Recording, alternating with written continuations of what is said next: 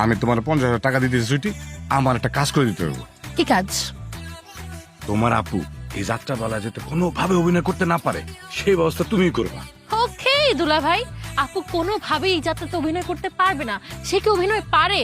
আপনি tension free থাকেন, আমি নিজে আপুকে ঘরে আটকায় রাখবো। সে পারবে না অভিনয় করতে, আপনি জাস্ট টাকাটা নিয়ে আসেন। ঠিক আছে, তুমি দাঁড়াও, আমি টাকাটা নিয়ে আসতেছি। ওকে। নায়িকা হয়ে যাব। নায়িকা তো আমাকে হতেই হবে, এটা মান সম্মানের ব্যাপার। এখন নায়িকা পেলেই নায়িকা।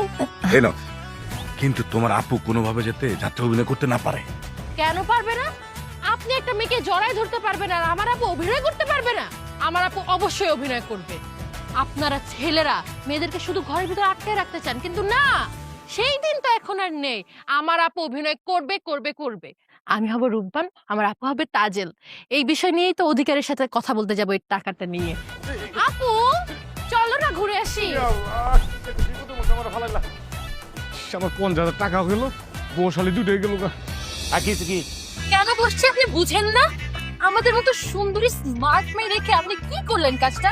নায়িকা রূপবানের ক্যারেক্টারটা কাকে দিয়ে দিয়েছি? পুরি পেটে কে?